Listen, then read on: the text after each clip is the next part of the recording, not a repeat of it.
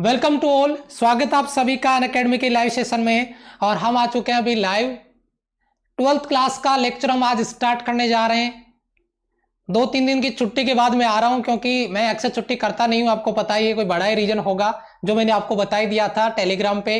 ठीक है, तो आज हम स्टार्ट करने जा रहे हैं 12th का लेक्चर और गजब की क्लास होने वाली है, जबरदस्त क्लास होने वाली है। यहां पे जो हमारा डिस्कशन होगा वो रहेगा आपका सिलेक्शन बेच लेक्चर नंबर 77 और आज 12th का ये पहला लेक्चर होगा। पीछे के जो 76 लेक्चर हमने कंप्लीट किए हैं, 76 लेक्चर जो हमने कंप्लीट किए हैं, ये लेक्चर 11th क्लास के थे। आज हमने लेक्चर नंबर 77 स्टार्ट किया है और ये जो हमारा लेक्चर है, ये लेक्चर आपका रहेगा electric charge part 1। Electric charge part 1 आपका रहेगा।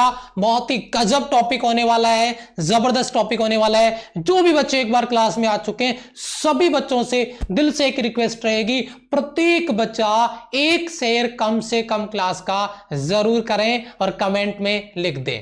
जो बच्चे क्लास में आ चुके हैं, एक बार जय हिंद लिख दें और लाइक बटन पे अपना परसेंट जरूर से लगा दें।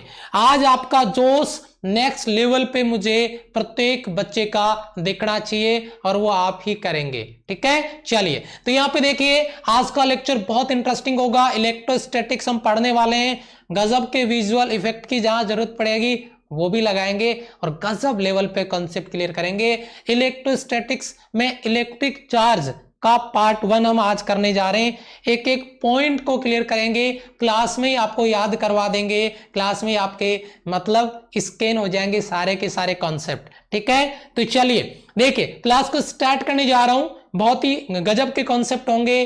चार्ज अट्रैक्ट कैसे करेगा, रिपेल कैसे करेगा, क्या क्या इसकी प्रॉपर्टीज है, उन सबके बारे में अपन यहाँ पे बात करेंगे। इससे पहले मैं आपको बता दूं, यहाँ पे हम एज ए टीम वर्क कर रहे हैं, टीम के रूप में काम कर रहे हैं। आरएसआर का जो टीम है उसकी बात मैं कर रहा हूं। तो यहाँ पे अगर किसी बच्चे ने हमें अभी अनअकैडमी पे फॉलो नहीं किया है तो आप हमें अनअकैडमी पे फॉलो कर सकते हैं, चाहे मुकेश सर हो चाहे इधर आरएसआर हो। ठीक है, यहाँ पे अगर मैं बात कर रहा हूं, अगर मेरे प्रोफाइल की बात करूं अनअकैडमी पे, तो ये अनअकैडमी पे मेरा प्रोफाइल है। ठीक है, अगर अनअकैडमी लर्निंग ऐप में जाएंगे, डिफेंस कैटेगरी सिलेक्ट करेंगे और वहां पे अगर ये नाम मेरा सर्च करेंगे, देन आपको मेरा प्रोफाइल मिल जाएगा। ये प्रोफाइल के आपके, ये हमारी टीम, ये आपका डेडिकेशन आपको देखने को मिलेगा। अगर आपने हमने एक सीरीज वहां पे स्टार्ट कर रखी है फ्री क्लासों की, यानी फ्री क्लासेज होती है अनअकैडमी पे सुबह 8 बजे। ठीक है, और वो सीरीज है बेटा फिजिक्स टॉप 2100 क्वेश्चन सीरीज। ये स्पेशल क्लासेज होती है अनअकैडमी की, जो फ्री क्लासेज होती है। अगर कोई बच्चा इन क्लास को ज्वाइन करना चाहता है तो इनके लिए कोई सब्सक्रिप्शन जरूरी नहीं है, आप ये क्लास ज्वाइन कर सकते हैं। ठीक है बेटा, अगर आपको अनअकैडमी प्लस ज्वाइन करना है तो अनअकैडमी लर्निंग ऐप ओपन करें, ये डिफेंस कैटेगरी सिलेक्ट करें, उसके बाद में गेट सब्सक्रिप्शन पे क्लिक करिए। उसके बाद में अगर आप 1 मंथ के लिए तो 1 मंथ सेलेक्ट करें, 3 मंथ के लिए 3 मंथ सेलेक्ट करें, 6 मंथ के लिए लेंगे तो 6 मंथ सेलेक्ट करें, या 12 मंथ के लिए लेना चाहते हैं 12 मंथ सेलेक्ट करें। उसके बाद में ये हमारा कोड यूज कर सकते हैं आप, आरएसआर लाइव।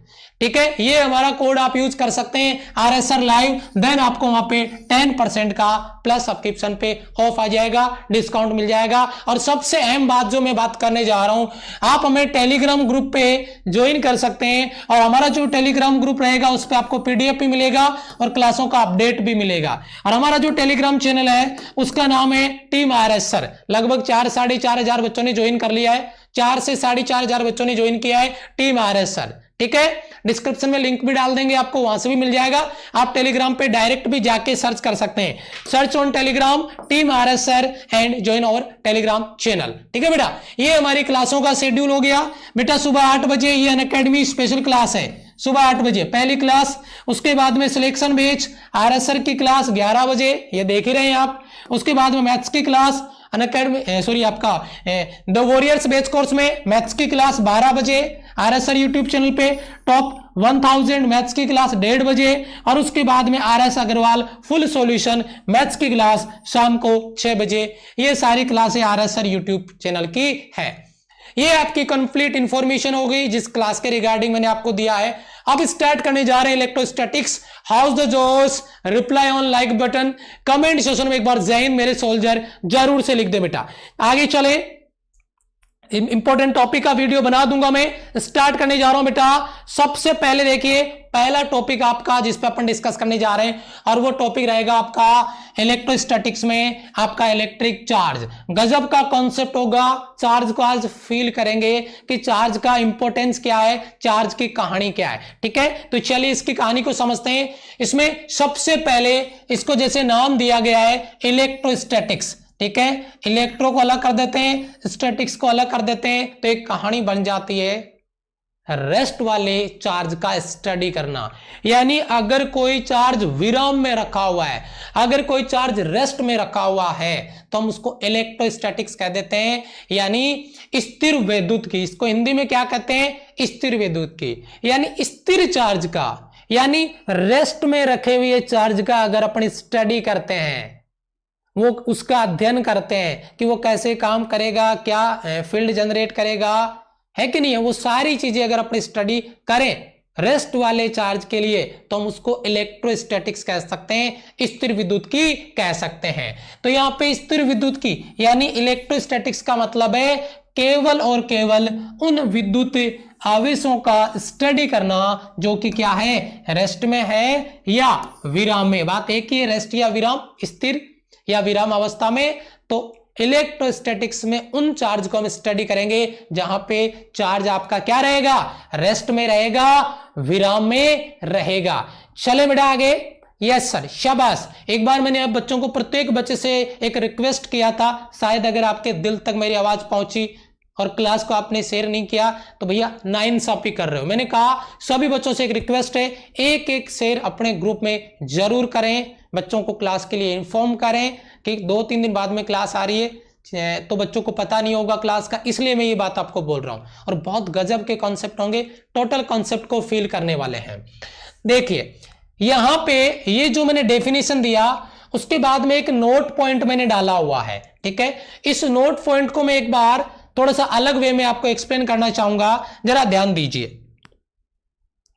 3 सवाल यहां से एग्जाम में आते हैं और उन तीनों सवालों को एक बार मैं आपको याद कराऊंगा, उसके बाद में मैं आगे आपके नोट्स के पॉइंट पे लेके जाऊंगा। पहले वो तीनों सवाल मैं याद करवा देता हूं, ऑलरेडी एग्जाम में पूछे गए, और आप ये प्रॉमिस करेंगे मेरे साथ कि यस सर, हम क्लास का कॉन्सेप्ट क्लास में ही क्लियर कर देंगे, क्लास का क्वेश्चन क्लास में ही क्लियर कर देंगे, स्कैन कर देंगे, ये प्रॉमिस आपको करना होगा। तो देखिए सबसे पहला पॉइंट आपका, अगर मैं पहले पॉइंट की बात करूं तो अगर कोई चार्ज, कोई आवेश है वो रेस्ट में है, v = 0, अगर कोई चार्ज रेस्ट में है, वेलोसिटी उसका 0 है, तो वह केवल और केवल इलेक्ट्रिक फील्ड जनरेट कर देता है, यानी केवल विद्युत क्षेत्र उत्पन्न करता है। पहला पॉइंट आपका ए, याद करना है, सवाल बनाऊंगा उसी लेवल पे। दूसरा पॉइंट, अगर कोई चार्ज मोशन करता है बट वेलोसिटी कांस्टेंट हो जाता है, अगर वेलोसिटी कांस्टेंट हो जाता है तो वहां पे इलेक्ट्रिक फील्ड भी आएगा और वहां पे मैग्नेटिक फील्ड भी आएगा। इलेक्ट्रिक फील्ड को मैं ई से लिखता हूं, पता ही आपको, मैग्नेटिक फील्ड को पी से लिखा जाता है, पता ही आपको। ठीक है, गुड मॉर्निंग, जय हिंद, नमस्ते, वेलकम। बेटा कॉन्सेप्ट पे फोकस करिए। अगर आपने क्लास को शेयर कर दिया है, पूरा फोकस अब क्लास पे लगाइए, कमेंट में नहीं। सारे क्वेश्चन क्लास के दौरान ही याद करेंगे, सीखेंगे और तैयार करेंगे, अपना टाइम बचाएंगे। ठीक है बेटा, ध्यान दीजिए। और जिन बच्चों ने पहले से नोट्स बना रखे हैं उनको भी मेरा यही सजेशन रहेगा, नोट्स बना रखे हैं साइड में रखिए, टोटल रिवीजन करिए क्लास के साथ में। ये मान के चलिए कि डेली मैं आर एस सर के साथ मिलकर अपना रिवीजन कर रहा हूं। जो बच्चे पहली बार पढ़ रहे हैं वो पूरा फोकस करिए, एक एक पॉइंट पे अच्छे से उसको क्लियर करिए, याद करिए क्लास के दौरान ही। ठीक है, तो ये दूसरा सवाल हो गया। यहां से शायद ये सवाल आपका एग्जाम में आया था या ये आया था, मुझे कंफर्म नहीं पता। इन दोनों में से एक सवाल एग्जाम में ऑलरेडी एयरफोर्स में पूछा गया है। ठीक है, उसके बाद में तीसरा पॉइंट आता है और वो पॉइंट आता है चार्ज मोशन में है but v does not equal to constant. ठीक है, वो कांस्टेंट नहीं है वेलोसिटी, अगर वेलोसिटी कांस्टेंट नहीं है तो वहां पे इलेक्ट्रिक फील्ड भी आएगा, वहां पे मैग्नेटिक फील्ड भी आएगा और साथ में काफी अधिक मात्रा में एनर्जी इमिट होती है, ऊर्जा का उत्सर्जन होता है और वो एनर्जी इमिट होता है इलेक्ट्रोमैग्नेटिक वेव के रूप में। याद रखिए बेटा, ये बहुत इंपॉर्टेंट चीज है। अगर कोई चार्ज रेस्ट में है तो वह अपने चारों ओर एक क्षेत्र बना लेता है, एक इफेक्ट एरिया बना लेता है, एक प्रभाव क्षेत्र बना लेता है, जिसे हम कहते हैं इलेक्ट्रिक फील्ड यानी विद्युत क्षेत्र। उसके बाद में अगर वही चार्ज कांस्टेंट वेलोसिटी से अगर मोशन कर रहा है, नियत वेग से गति कर रहा है, तो वो अपने साथ इलेक्ट्रिक फील्ड के साथ साथ में मैग्नेटिक फील्ड भी क्रिएट कर देगा, उत्पन्न कर देगा। अगर वही वेलोसिटी कांस्टेंट नहीं है तो उस कंडीशन में इलेक्ट्रिक फील्ड भी होगा, मैग्नेटिक फील्ड भी होगा और साथ में एनर्जी इमिट होगी, और जो एनर्जी इमिट होगी वो होगी इलेक्ट्रोमैग्नेटिक वेव के रूप में। प्रत्येक सोल्जर के दिल, दिमाग, गुर्दे, फेफड़े में अगर तीनों सवाल स्कैन हो गए तो मैं आगे बढ़ना चाहूंगा। ये सवाल तीनों के तीनों बच्चा क्लियर करेगा, याद करेगा, कमेंट में यस सर लिखेगा या जय हिंद लिखेगा इस सवाल के एग्रीमेंट के लिए। ठीक है बेटा, मैं आगे चल रहा हूं। ओके, ठीक है, मैं आगे बढ़ता हूं बेटा। आगे वाली स्लाइड पे ये जो नोट पॉइंट मैंने डाला है, ये नोट पॉइंट इसी के रिगार्डिंग मैंने डाला है यहाँ पे, क्या कि स्थिर आवेश केवल और केवल इलेक्ट्रिक फील्ड, ठीक है, लैंग्वेज में लिखा मैंने आपके नोट्स के लिए। और अगर कोई चार्ज मोशन कर रहा है तो वह इलेक्ट्रिक फील्ड के साथ साथ में मैग्नेटिक फील्ड भी जनरेट कर देता है। यहाँ पे केवल दो ही कंडीशन दी गई है, तीसरी कंडीशन नहीं है कांस्टेंट वाली, सॉरी आपके v does not equal to constant, जो कांस्टेंट नहीं है उसमें जो तीसरी कंडीशन है वो मैंने आपको अलग से बता दी है, वहां से आप इसको याद रख सकते हैं। यहां तक बच्चा क्लियर है? यहां तक क्लियर है बेटा? यस। चलो अब थोड़ा सा आगे बढ़ते हैं। अब अपन थोड़ा सा चार्ज के बारे में कॉन्सेप्ट स्टार्ट करते हैं, स्टडी करना, पढ़ना स्टार्ट करते हैं। एक एक चीज क्लियर कराऊंगा, एक एक पॉइंट क्लियर कराऊंगा, एक एक विजुअल इफेक्ट से आपका कॉन्सेप्ट क्लियर कराऊंगा, सिखाऊंगा।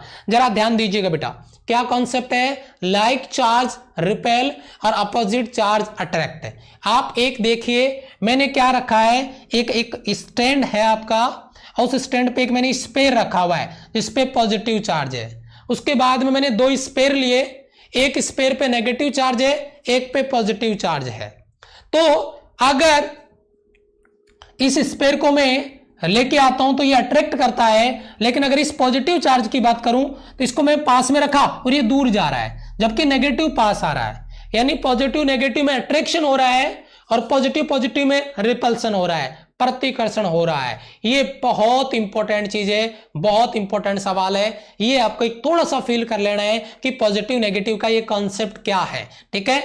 और यहाँ पे इलेक्ट्रिक पोटेंशियल एनर्जी के रूप में जो वर्क इसको पास लाने या दूर ले जाने के लिए हम कर रहे हैं वो स्टोर हो जाता है इलेक्ट्रिक पोटेंशियल एनर्जी के रूप में। ये तो अभी शुरुआत है, ये तो ट्रेलर है, ये तो एक विजुअल इफेक्ट है। ये सारी चीजें मैं पॉइंट टू पॉइंट आपको क्लियर कराऊंगा, याद कराऊंगा, लेकिन आपको क्लास में टिकना पड़ेगा, रुकना पड़ेगा, समझना पड़ेगा, ठीक है। यस, ये चीज पॉजिटिव चार्ज ये नेगेटिव अट्रैक्ट करेगा और पॉजिटिव पॉजिटिव एक दूसरे को रिपेल करेंगे। ये चीज आपको चार्ज के रिगार्डिंग मैंने सबसे पहले इसका इंट्रोडक्शन करवा दिया है। चार्ज क्या है बेटा? चार्ज एक प्रॉपर्टी है किसी भी ऑब्जेक्ट का जो किसी दूसरे ऑब्जेक्ट को अट्रैक्ट कर सकता है या उसको रिपेल कर सकता है, प्रतिकर्षित कर सकता है। इसी प्रॉपर्टी को नाम दिया गया है चार्ज।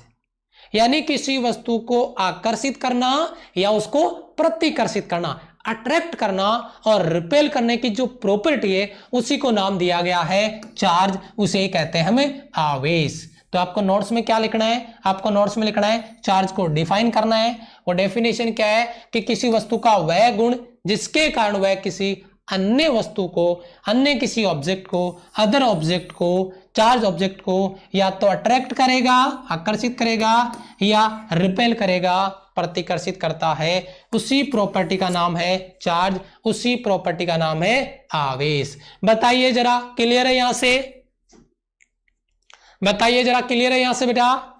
प्रत्येक बच्चा यहां पे बताएगा कॉन्सेप्ट क्लियर है, इसका डेफिनेशन क्लियर है, बहुत अच्छे से। शाबाश शाबाश बेटा, हम 800 के बहुत नजदीक हैं, प्रेजेंट लग चुका है 677। जो बच्चे कंप्लीट लाइव हैं, आई थिंक अगर वो प्रेजेंट लगा देंगे दिल से, अगर दिल बोले कि हाँ प्रेजेंट लगाना चाहिए क्योंकि मुझे क्लास में कुछ सीखने को मिल रहा है, तो ही प्रेजेंट लगाइएगा, ठीक है। चलिए अब अपन बात कर रहे हैं कुछ इंपॉर्टेंट पॉइंट पे।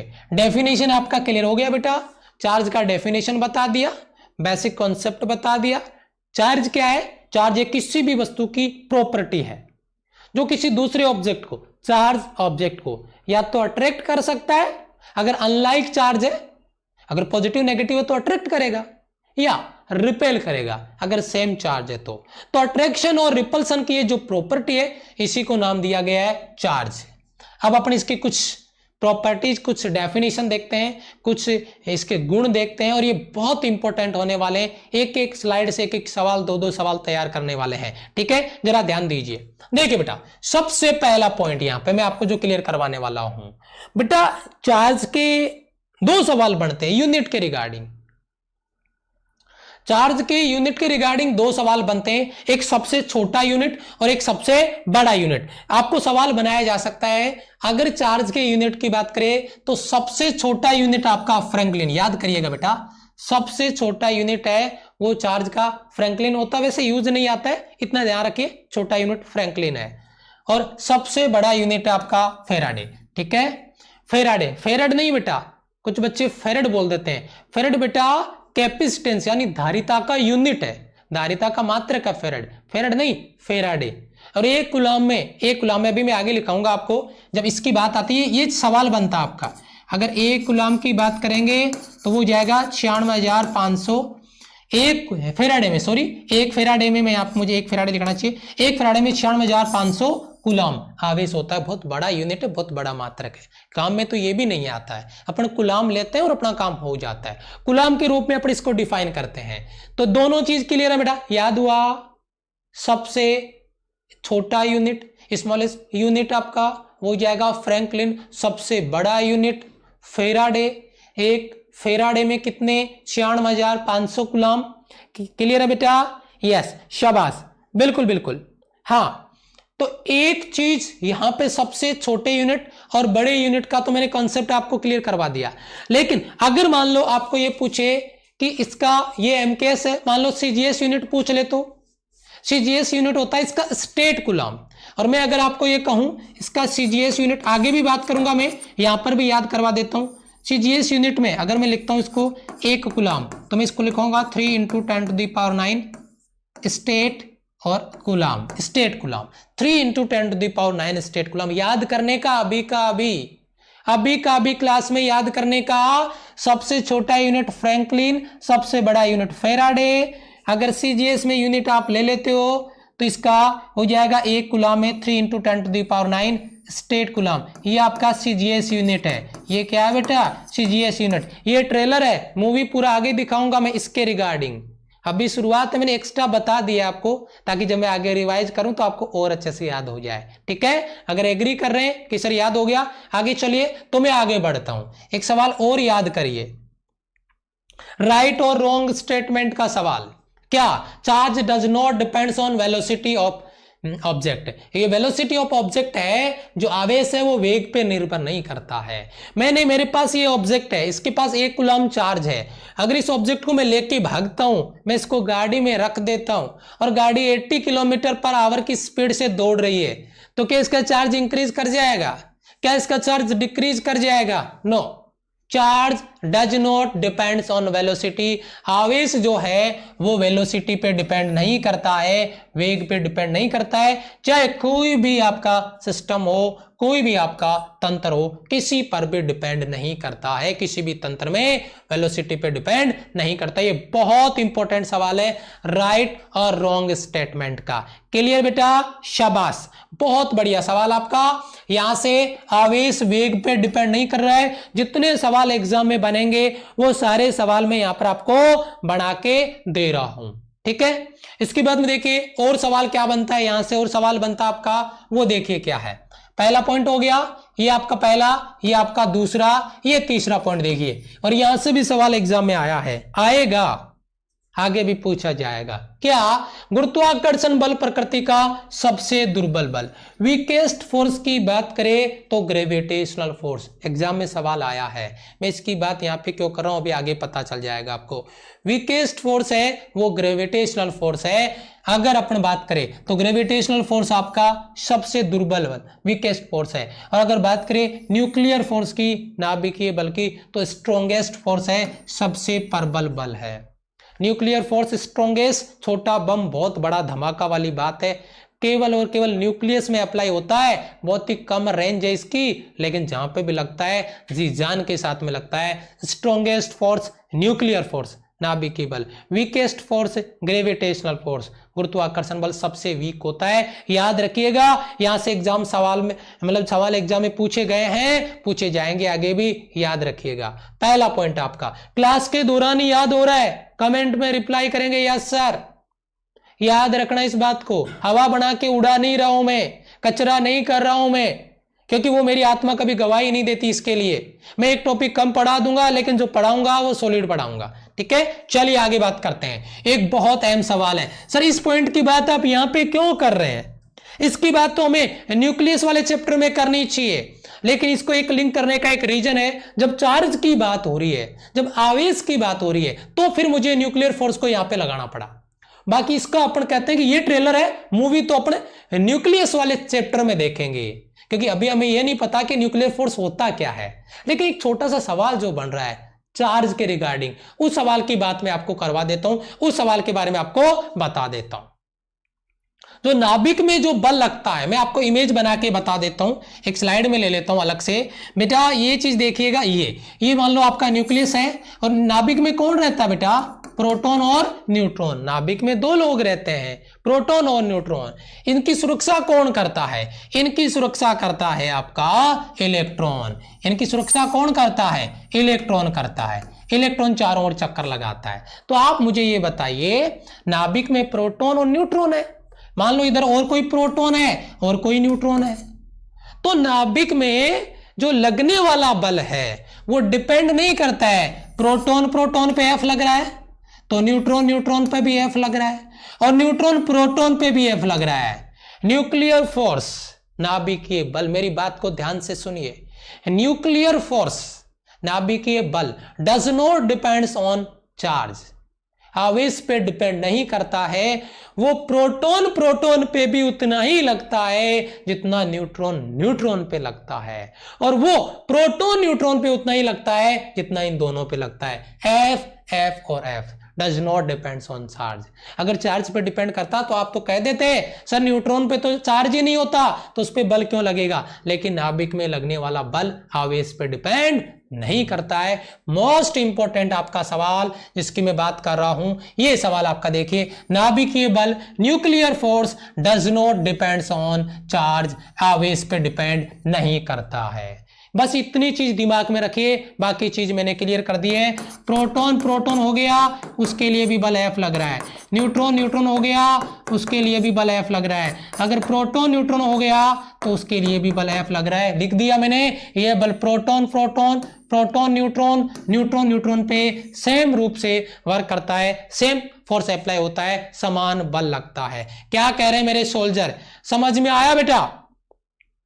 समझ में आ रही है बात?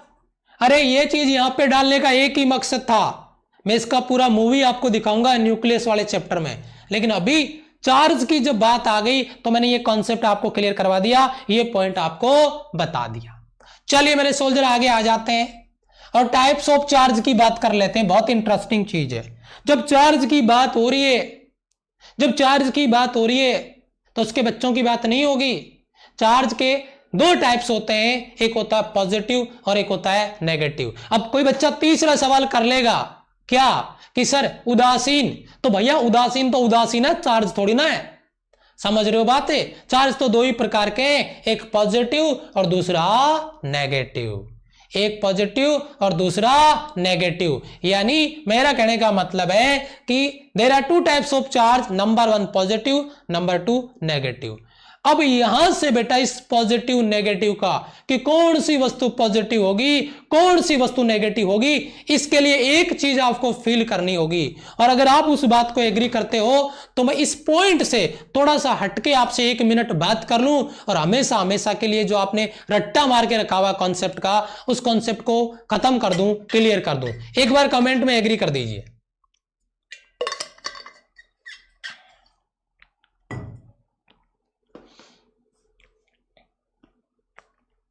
एक बार कमेंट में एग्री कर दीजिए बेटा। समझिए मैं क्या समझाने की कोशिश करता हूं बेटा। इस यूनिवर्स में कोई भी वस्तु जो होती है वो हमेशा, अगर नॉर्मल वे की बात करें तो वह न्यूट्रल होती है, उदासीन होती है। समझ रहे हो बात? क्या होती है बेटा? उदासीन होती है। मतलब उसमें जितने प्रोटॉन होते हैं, जितने प्रोटॉन होते हैं उतने ही उसमें क्या होते हैं, इलेक्ट्रॉन होते हैं। प्रोटॉन पे प्लस मान लो, इलेक्ट्रॉन पे माइनस मान लो। अब बेटा इलेक्ट्रॉन कहां रहते हैं भाई, इलेक्ट्रॉन नाभिक में नहीं रहते, न्यूक्लियस में नहीं रहते, वो न्यूक्लियस के चारों ओर चक्कर लगाते हैं। न्यूक्लियस के अंदर कौन रहता है, प्रोटॉन। तो सर न्यूट्रॉन कहां गया भाई, न्यूट्रॉन का इनसे कोई लेना देना नहीं है, मैं बता चुका हूं। चार्ज दो ही प्रकार का होता है, पॉजिटिव और नेगेटिव। न्यूट्रॉन का दूर दूर तक यहां पे कोई रिश्ता नहीं है, क्योंकि बेचारा वो सन्यासी है, वो उदासीन है। ध्यान दीजिए मेरी बात पे। तो ये ऑब्जेक्ट है, अगर सामान्य स्थिति की बात करें, नॉर्मल कंडीशन की बात करें, तो इस पे कोई चार्ज नहीं है, इस पे कोई आवेश नहीं है, मतलब ये न्यूट्रल है। यानी जितना इसमें पॉजिटिव है उतना नेगेटिव है, यानी जितना प्रोटॉन है उतना इलेक्ट्रॉन है। तो एक्चुअल में तो इस पे चार्ज क्या बोलोगे आप, क्या बोलोगे आप, कुछ नहीं बोल सकते, तो ये उदासीन है। अब इसको नेगेटिव या पॉजिटिव करने का क्या प्रोसेस है, उसके बाद में जब मैं अगली स्लाइड पे लेके जाऊंगा, फर्राटेदार लेवल पे आप कह दोगे सर क्लियर है, आगे बढ़ो, नहीं तो फिर आप रटोगे उसको। तो समझिए, अगर इस ऑब्जेक्ट को मुझे पॉजिटिव करना है, मान लीजिए 25 प्रोटॉन है और 25 आपका इलेक्ट्रॉन है, समझ में आ रहा है बेटा, तभी तो न्यूट्रल होगा, बराबर बराबर। अब मैंने क्या किया कि इस ऑब्जेक्ट से 5 इलेक्ट्रॉन निकाल लिए, क्योंकि प्रोटॉन कभी ट्रांसफर नहीं करेगा, आप प्रोटॉन को निकाल नहीं सकते, प्रोटॉन तो न्यूक्लियस में रहता है। आप इलेक्ट्रॉन को निकाल सकते हैं उसके ऑर्बिट से, प्रोटॉन नहीं निकाल सकते। पहला डाउट तो ये क्लियर कर लो, आप प्रोटॉन नहीं निकाल सकते। कोई भी ऑब्जेक्ट पॉजिटिव या नेगेटिव होता है, उसके लिए प्रोटॉन का तो दूर दूर तक कोई लेना देना नहीं है। कभी उसको गालियां मत देना, कभी उसको मतलब उसकी शिकायत मत करना, क्योंकि प्रोटॉन नाभिक में रहता है, उससे कोई मतलब नहीं है पॉजिटिव या नेगेटिव होने में, उसका कोई हाथ नहीं है। जो हाथ है, जो पैर है, जो सिर है, वो है किसका, इलेक्ट्रॉन का। मान लो हमने इसमें से 5 इलेक्ट्रॉन निकालिए, कोई लालच दिया होगा, कोई ना कोई रीजन तो है, कोई लालच देके 5 इलेक्ट्रॉन बाहर निकाल लिए। तो बताओ इस वस्तु में कितने इलेक्ट्रॉन बच गए, बेटा 20। 5 तो आपने बाहर निकाल लिए। अच्छा जी, अब ये जो 20 इलेक्ट्रॉन बच रहे हैं, ये 20 इलेक्ट्रॉन आपके 20 प्रोटॉन को तो निपटा लेंगे, क्योंकि 20 इलेक्ट्रॉन और 20 प्रोटॉन उदासीन हो गए साहब, खत्म। लेकिन अब बताओ कितने प्रोटॉन शेष बच गए, 5 प्रोटॉन अभी भी उसमें एक्स्ट्रा बच गए। इधर कितने इलेक्ट्रॉन है, इलेक्ट्रॉन 20 ही है, इन्होंने 20 प्रोटॉन को उड़ा दिया, उदासीन कर दिया। लेकिन अब बताओ कितने प्रोटॉन बच गए, 5। तो बताओ इस ऑब्जेक्ट पे जो चार्ज आ रहा है वो क्या होगा, पॉजिटिव, और कितने प्रोटॉन के बराबर होगा, 5 प्रोटॉन के बराबर होगा।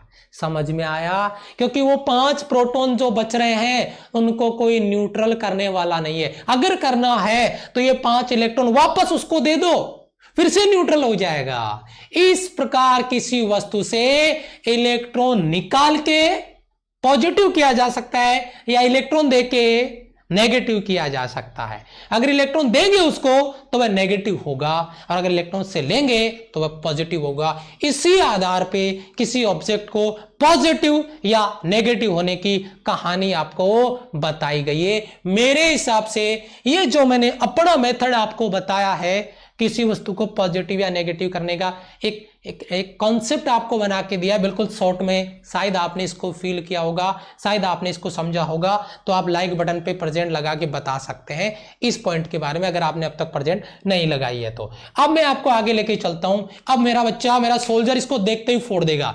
क्या कह रहा है, पहला point, there are 2 types of charge. Charge 2 प्रकार के होते हैं, पहला पॉजिटिव आ रहा है, यानी धनावेश। क्या करना है बेटा, अगर किसी ऑब्जेक्ट को पॉजिटिव करना है, क्या करना है, इलेक्ट्रॉन निकालने का, अपने आप ही पॉजिटिव हो जाएगा। यही तो मैं बता रहा हूं, क्या कि इलेक्ट्रॉनों की संख्या में कमी, यानी प्रोटॉनों की संख्या के सापेक्ष में किसी वस्तु से इलेक्ट्रॉन निकालेंगे तो वहां पे जो कमी हो रही है, इस वजह से वो ऑब्जेक्ट कैसा हो जाएगा, धनावेशित हो जाएगा, पॉजिटिव चार्ज आ जाएगा उस पे। तो बताओ पहला पॉइंट प्रत्येक बच्चे का क्लियर है बेटा,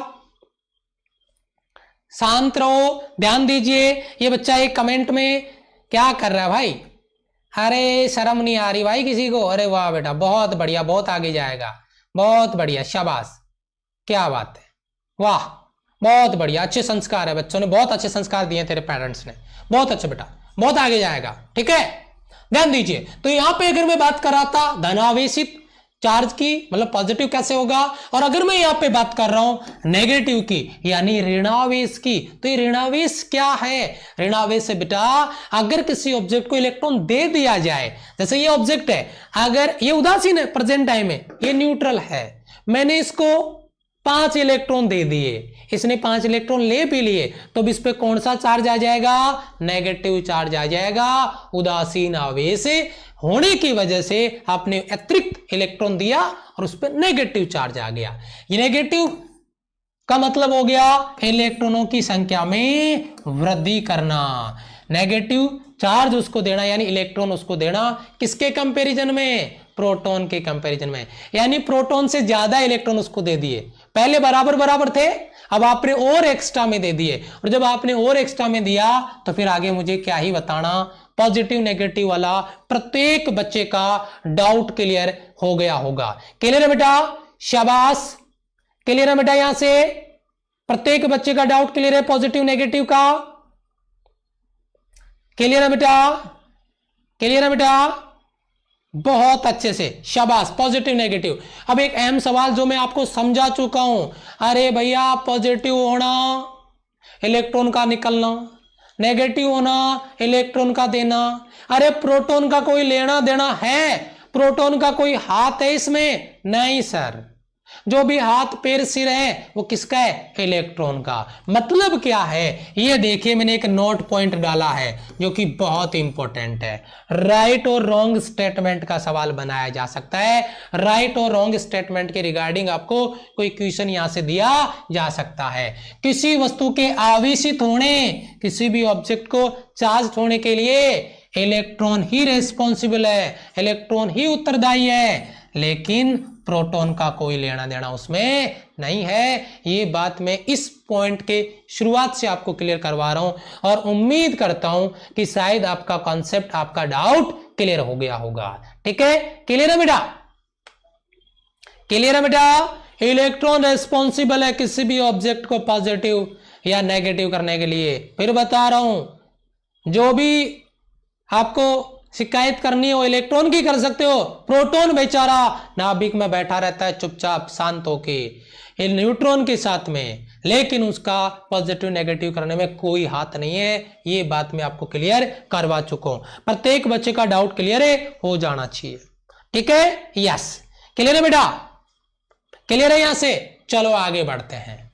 यहां पे देखिए पहला पॉइंट आपका क्या है, आवेश के गुणों में अब आता है। ये बेसिक इंफॉर्मेशन मैंने एक एक पॉइंट की आपको क्लियर करवाई है। ये चीज मैं इसका ट्रेलर आपको पीछे दे चुका हूं, अब इसका मूवी देखते हैं, इसको अप्लाई करते हैं और अपना सवाल तैयार करते हैं, अपना कॉन्सेप्ट तैयार करते हैं। क्या सवाल है, क्या कॉन्सेप्ट है, जरा गौर फरमाइएगा। देखिए क्या लिखा है बेटा, लाइक चार्ज रिपेल करेगा, यानी समान प्रकृति के आवेश प्रतिकर्षित करते हैं, रिपेल करते हैं, बट अपोजिट नेचर के चार्ज हैं वो अट्रैक्ट करते हैं। शायद आपको ये विजुअल इफेक्ट समझ में आ रहा होगा। ये पॉजिटिव नेगेटिव, ये नेगेटिव वाला चार्ज इसके पास आ रहा है, अट्रैक्शन हो रहा है, लेकिन ये दोनों पॉजिटिव पॉजिटिव हैं तो ये दूर जा रहा है। ये आपका रिपल्सन है, ये आपका अट्रैक्शन है। यही चीज मैंने ऊपर लिखी है, सेम नेचर के जो चार्ज हैं वो एक दूसरे को रिपेल करेंगे, लेकिन अपोजिट नेचर के जो चार्ज हैं वो एक दूसरे को अट्रैक्ट करेंगे, आकर्षित करेंगे। ठीक है, बहुत ही बढ़िया सवाल है, इसके रिगार्डिंग अपने यहाँ पे बात कर रहे हैं। एक बार बच्चा मुझे बताएगा, क्लियर है बेटा? क्लियर है बेटा? क्लियर है? क्लियर है बेटा? क्लियर है? यहां पे प्रत्येक बच्चे का क्लियर है बेटा?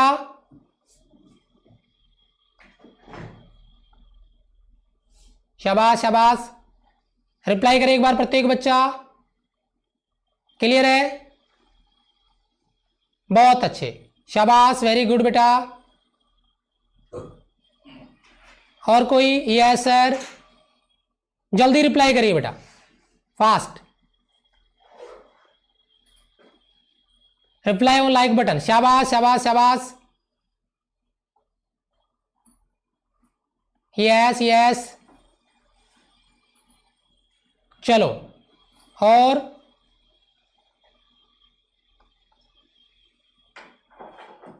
हाँ मैं कमेंट देख रहा हूं बेटा,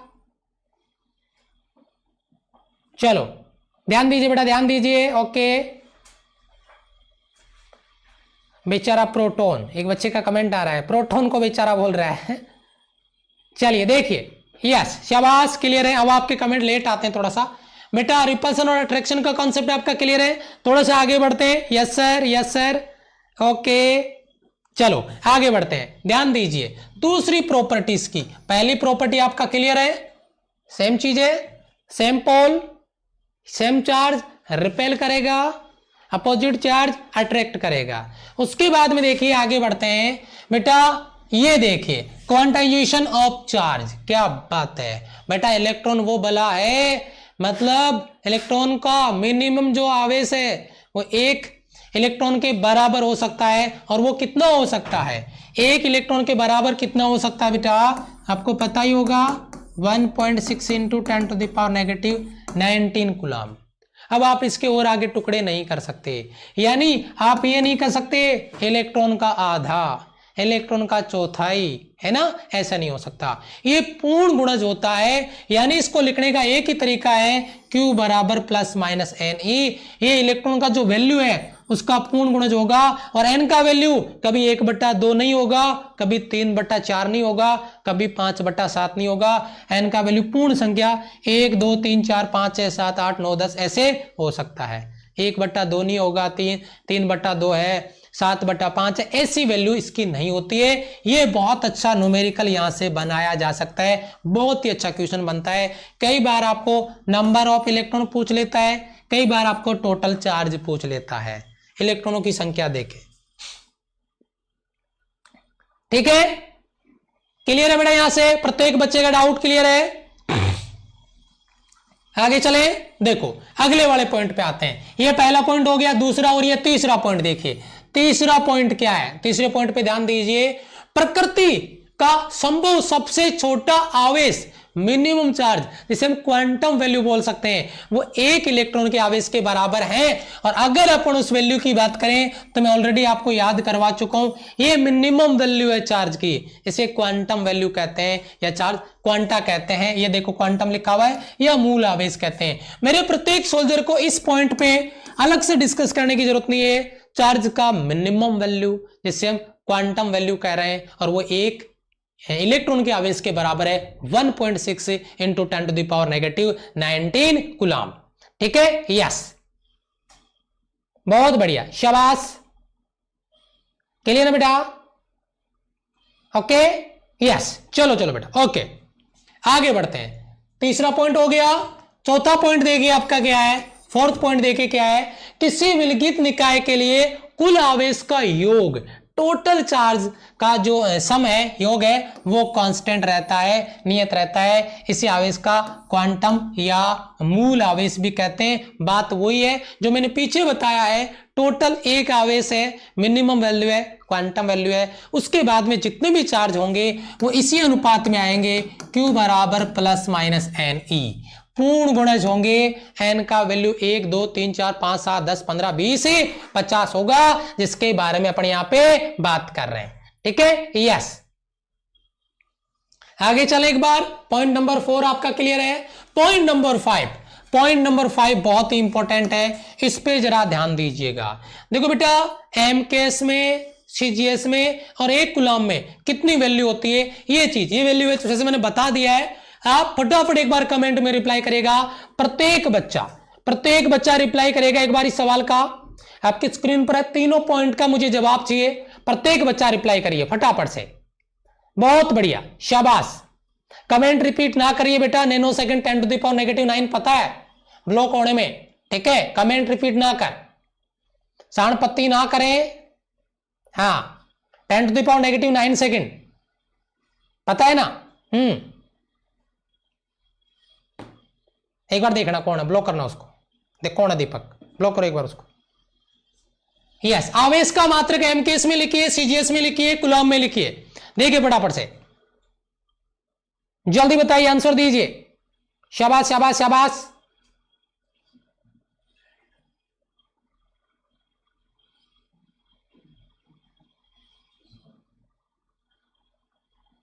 शाबाश शाबाश शाबाश शाबाश शाबाश, वेरी गुड।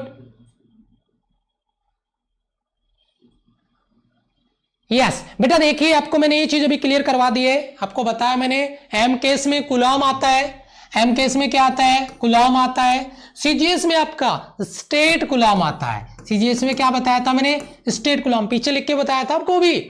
और एक चीज और, एक कूलॉम में कितने स्टेट कूलॉम, तो आपने कहा था 3 इंटू 10⁹, एक सेकेंड, 3 इंटू 10⁹, देखिए 3 इंटू 10⁹ स्टेट कूलॉम, स्टेट और ये कूलॉम, ये आपका तीनों के तीनों जो सवाल मैंने आपसे किए थे, बहुत सारे बच्चों ने यहाँ पे रिप्लाई किया है, जिसके बारे में यहाँ पे अपन बात कर रहे हैं। शाबाश शाबाश शाबाश, बहुत बढ़िया। 3 इंटू 10⁹ स्टेट कूलॉम, एक Coulomb, CGS unit state Coulomb, और एमकेएस इसका जो आ रहा है वो वैल्यू यहाँ पर आपको दिया गया है कूलॉम में। क्लियर है बेटा? प्रत्येक सोल्जर का क्लियर है बेटा? शाबाश बेटा। प्लस माइनस, एक बच्चा कह रहा है कि सर क्यू बराबर प्लस माइनस क्यों यूज करेंगे, शायद ये पूछना चाह रहा है। बेटा एक चीज मुझे बताइए, अगर किसी ऑब्जेक्ट से आपने इलेक्ट्रॉन निकाले हैं तो उस पर जो आवेश आएगा वो किस में आएगा? आपने इलेक्ट्रॉन निकाल लिए तो उसके पास जो आवेश आएगा वो किस में आएगा? प्लस में। अगर आपने किसी ऑब्जेक्ट को चार्ज दे दिया तो उसका जो आवेश आएगा वो किस में आएगा? माइनस में। तो अब समझ में आया बेटा? माइनस कब लेंगे? जब किसी को इलेक्ट्रॉन दिया जाता है। प्लस कब लेंगे?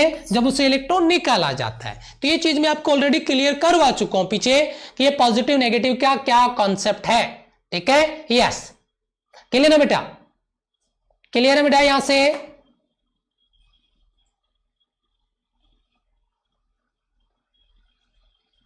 ओके, क्लियर है बेटा? आगे चले, अब देखते हैं नए कॉन्सेप्ट पे चलते हैं। चलो जी, यहां पे देखिए बहुत इंटरेस्टिंग सवाल बनने वाले हैं, गजब गजब क्वेश्चन बनने वाले हैं जिनको आपको देखने की जरूरत है। ठीक है? यस, देखिए यहां पे अपन चार्ज और मास, चार्ज के लिए मतलब इलेक्ट्रिक फोर्स, ध्यान दीजिएगा, और मास का मतलब ग्रेविटेशनल फोर्स, क्योंकि द्रव्यमान के लिए लगता है गुरुत्वाकर्षण बल, मास के लिए ग्रेविटेशनल फोर्स, और चार्ज के लिए इलेक्ट्रिक फोर्स, विद्युत बल। याद आया होगा? कूलॉम का नियम पढ़ेंगे हम कल की क्लास में, तब मैं ये चीज और अच्छे से क्लियर करूंगा। लेकिन ग्रेविटेशनल फोर्स तो आपने पढ़ ही लिया, वो तो आपको पता ही है, उसमें तो कोई डाउट आपका नहीं आना चाहिए। ठीक है? जरा ध्यान दीजिए। देखिए बेटा, सबसे पहले अपन बात करें इधर चार्ज के लिए, और इधर आपका आ रहा है मास। इधर बेटा आवेश है और उधर आपका मास, द्रव्यमान है। आवेश पॉजिटिव, चार्ज पॉजिटिव हो सकता है, चार्ज नेगेटिव हो सकता है, या जीरो हो सकता है। चार्ज पॉजिटिव आपका नेगेटिव आ रहा है, जीरो हो सकता है। लेकिन क्या हम यहाँ पे बात कर रहे हैं, चार्ज सदैव अऋणात्मक यानी पॉजिटिव हो सकता है, ये कह सकते हैं ऋणात्मक नहीं होगा, मतलब धनात्मक हो सकता है, पॉजिटिव हो सकता है, या जीरो हो सकता है, लेकिन नेगेटिव नहीं हो सकता। चार्ज कभी नेगेटिव नहीं हो सकता। चार्ज आपका पॉजिटिव होगा हमेशा, सॉरी मास हमेशा पॉजिटिव होगा। मास जीरो भी हो सकता है, लेकिन मास नेगेटिव नहीं हो सकता। चार्ज आपका पॉजिटिव हो सकता है, चार्ज आपका पॉजिटिव हो सकता है, चार्ज आपका नेगेटिव हो सकता है, और चार्ज आपका क्या हो सकता है? न्यूट्रल हो सकता है, उदासीन हो सकता है, जिसपे कह सकते हैं कि चार्ज नहीं है। लेकिन इधर क्या है? मास क्या नेगेटिव हो सकता है? मास कभी नेगेटिव नहीं हो सकता। मास हमेशा पॉजिटिव होता है, या तो या फिर जीरो। अब आप कहोगे सर जीरो कब होता है? बेटा फोटोन का रेस्ट मास कितना होता है? अरे फोटोन का विराम द्रव्यमान कितना होता है?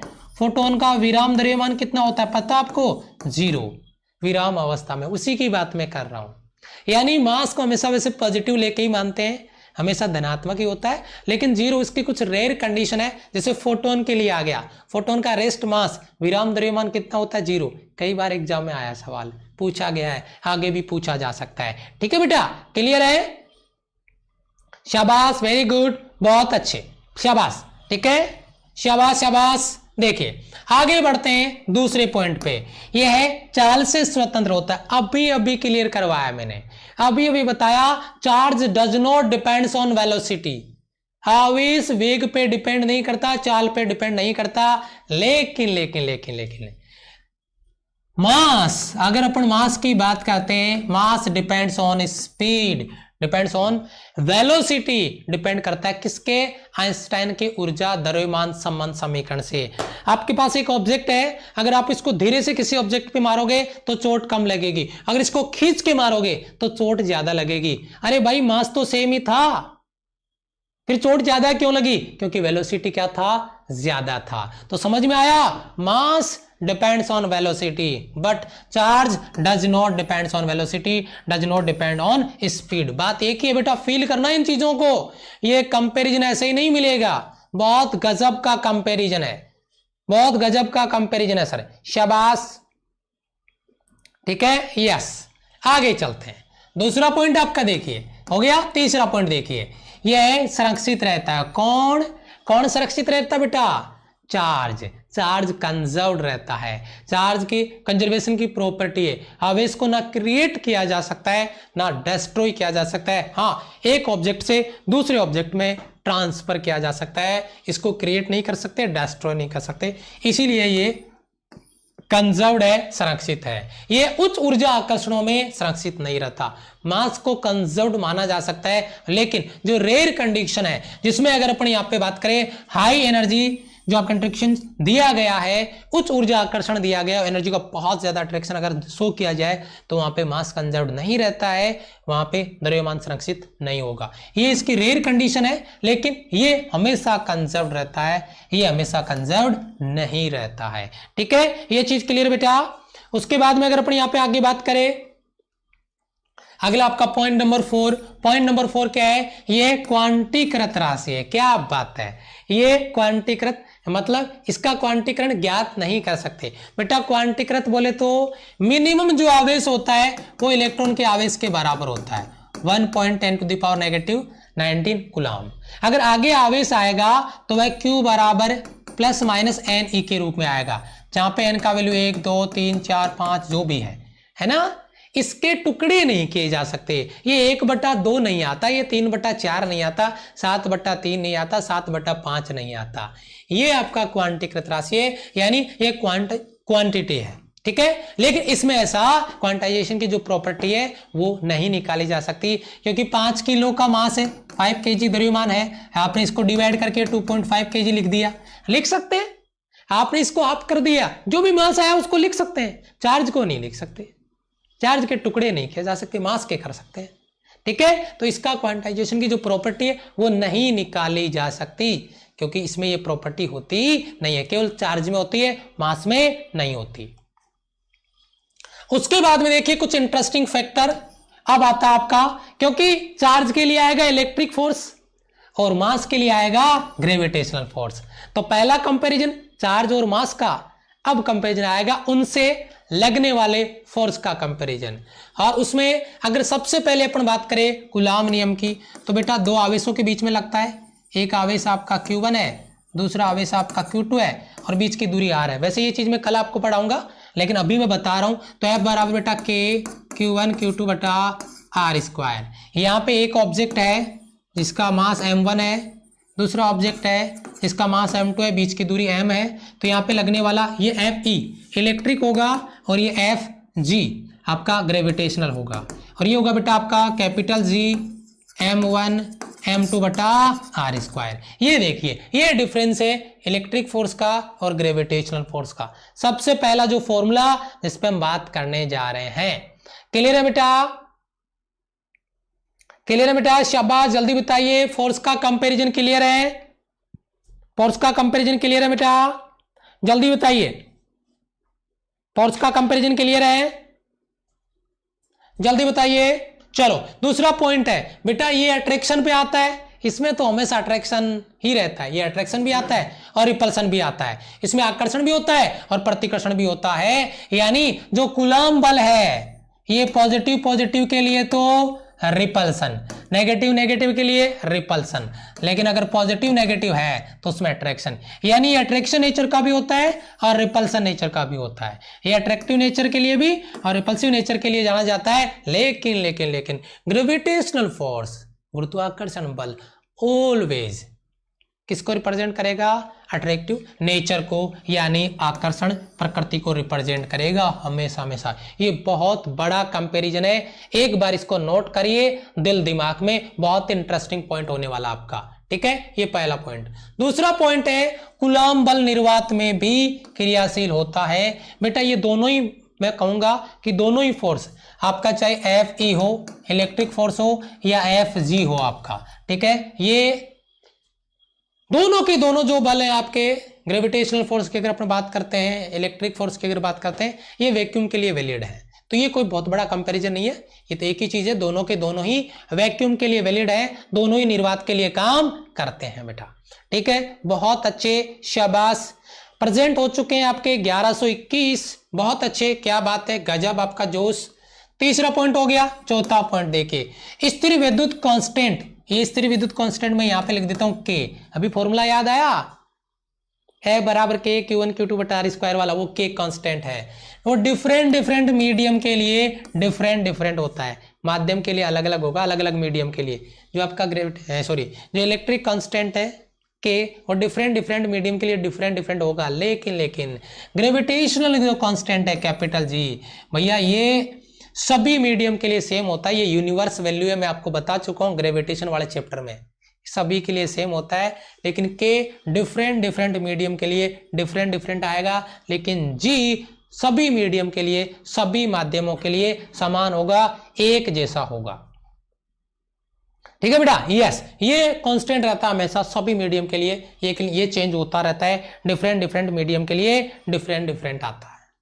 ठीक है, आगे चलते हैं। आगे आ रहा बेटा पांचवा पॉइंट आपका एफ ई, यानी इलेक्ट्रिक फोर्स की परास नाभिक से गैलेक्सी तक होती है। क्या बात, इसकी रेंज बहुत ज्यादा है, मतलब इसकी जो न्यूक्लियस है वहां से लेकर कोई गैलेक्सी, कोई तारामंडल जो बहुत दूर पे है, उनके लिए इसका रेंज आता है। समान कंडीशन के लिए बात करें एफ जी के साथ भी होता है, ये भी, इसके भी अपन दिखा सकते हैं, मतलब वहां से न्यूक्लियस से लेकर दूसरे किसी तारामंडल या दूसरे किसी ग्रह के बीच के लिए, यानी ये दोनों भी सिमिलरिटी के लिए रेंज देते हैं, समानता के साथ रेंज यानी परास को रिप्रेजेंट करते हैं। इसके लिए दोनों के लिए परास समान होती है, इसके लिए भी बहुत ज्यादा है, इसके लिए भी बहुत ज्यादा है, ये बात आपको याद रखनी है।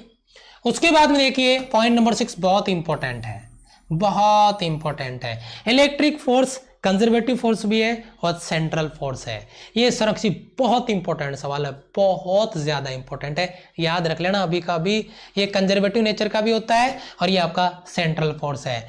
यहाँ पे देखिए अगर अपन बात करें आपके ग्रेविटेशनल फोर्स की, तो ये भी कंजर्वेटिव है और ये भी आपका सेंट्रल फोर्स है, और ये बहुत ज्यादा इंपॉर्टेंट सवाल है। चाहे आपका विद्युत बल की बात करो, चाहे गुरुत्वाकर्षण बल की बात करो, दोनों ही कंजर्वेटिव नेचर के हैं और दोनों ही सेंट्रल फोर्स है। दोनों ही क्या बेटा, किस प्रकृति के हैं, दोनों ही किस प्रकृति के बेटा, आपका केंद्रीय बल है और आपके कंजर्वेटिव नेचर के हैं, संरक्षी बल है। बहुत इंपॉर्टेंट सवाल है। एफ ई अध्यारोपण के सिद्धांत पे काम करता है। ये भी बेटा, एक आवेश पे कितने बल लगाए जा रहे हैं, कितने आवेशों के द्वारा बल लगाए जा रहे हैं, टोटल फोर्स निकालना है, सबका टोटल कर दो, यानी प्रिंसिपल ऑफ सुपरपोजिशन अप्लाई होता है। और इसके लिए भी प्रिंसिपल ऑफ सुपरपोजिशन का पालना करता है, ये भी प्रिंसिपल ऑफ सुपरपोजिशन अप्लाई कर सकते हैं। एक पिंड पे कितना बल लग रहा है वो देखा जा सकता है, तो ये दोनों प्रिंसिपल ऑफ सुपरपोजिशन अप्लाई करते हैं। एक सवाल आपका यहाँ पे मैंने एग्जाम्पल के रूप में रख दिया है, फटाफट इसको कैलकुलेट करिए और मुझे आंसर दीजिए जल्दी से। शाबाश, इसका जल्दी से मुझे आंसर चाहिए बेटा। बहुत बढ़िया, शाबाश, बहुत बढ़िया, शाबाश, बहुत बढ़िया बेटा, शाबाश, जल्दी करिए बेटा।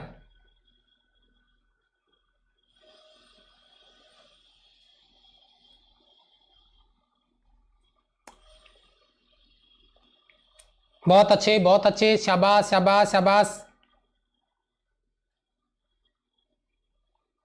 बहुत तगड़ा मेकअप है इस सवाल में। नींद उड़ जाएगी सर, नींद उड़ जाएगी, बैंड बज जाएगी, ये मान लीजिए, बैंड बज जाएगी सवाल को देख के। शाबाश, बहुत गजब का क्वेश्चन है, कुछ भी नहीं है लेकिन तुम्हारा हलवा बना देगा, ये बन गया तुम्हारा हलवा, है ना, गरम वाला। आगे सब लपेटे में, कौन सा आवेश संभव नहीं है, कौन सा चार्ज पॉसिबल नहीं है, आप मुझे बताइए 1.6 गुणा 10 की घात माइनस का 19 होता है। अगर मैं इसको 10 से मल्टीप्लाई करता हूं तो यहां पे कितना हो जाएगा? 1.6 गुणा 10 की घात माइनस का 18। यस और नो? वैलिड है? कुछ बच्चे इस पे आंसर लगा रहे हैं ये पॉसिबल है। क्या ये पॉसिबल है? यस पॉसिबल है। तो ये पॉसिबल नहीं है, करके देख ले भैया। इसमें क्या किया गया है? 1.6 गुणा 10 की घात माइनस का 19 और इसमें कितने का भाग लगाया गया? 10 का, ऊपर आके माइनस का, तो 1.6 गुणा 10 की घात माइनस का 20। 10 का भाग लगाने का मतलब समझ रहे हो? किसी आवेश का 1/10वां हिस्सा। मैंने क्या कहा था? 1/2 पॉसिबल नहीं है, 1/5 पॉसिबल नहीं है, तो 1/10 कैसे पॉसिबल है? इसे कहते हैं मेकअप करना। और दिल, दिमाग, गुर्दे, फेफड़े सारे फड़फड़ा जाएंगे। बिल्कुल बेसिक सवाल था लेकिन दिमाग में घुसा नहीं बिल्कुल भी। राइट ऑप्शन आपका आएगा सी ऑप्शन, राइट आंसर। देख लीजिए, अगर इस सवाल के लिए एक सैल्यूट बनता है तो प्रेजेंट लगा देना, लाइक बटन पे, क्लास को शेयर कर देना। बहुत जहर, ये कहूंगा बहुत ही तगड़ा सवाल था। उम्मीद करता हूं टाइम बहुत कम बच रहा है। इसके तुरंत बाद में मैथ्स की क्लास आपकी होने वाली है। इसके जस्ट बाद में मैथ्स की क्लास होने वाली है कॉन्सेप्ट की। सारे बच्चे फुल ऑन फायर के साथ में मुझे उस क्लास में प्रत्येक बच्चे का जोश, जिस लेवल से आपका सपोर्ट है मेरा, वही सपोर्ट आपका मुकेश सर का रहेगा। क्योंकि मुकेश सर अलग नहीं है मेरे से, क्योंकि वही टीम में है, वो मेरे राइट हैंड है। तो जितना सपोर्ट मेरे को मिल रहा है उतना सपोर्ट उनको चाहिए, उनका सपोर्ट भी बना रहे। तो जस्ट बाद में उनकी क्लास होने वाली है अभी 12 PM पे। तो तैयार हो जाइए फटाफट से बैक टू बैक फायर के लिए, ठीक है। प्रोबेबिलिटी का टॉपिक है, गजब होने वाला है, धुआं होने वाला है भैया क्लास में। प्रोबेबिलिटी का टॉपिक होगा, प्रोबेबिलिटी यानी प्रायिकता। अब आपको पता ही है क्या जहर होने वाला है क्लास में। Thank you so much, love you all, bye bye, जय हिंद। ओके।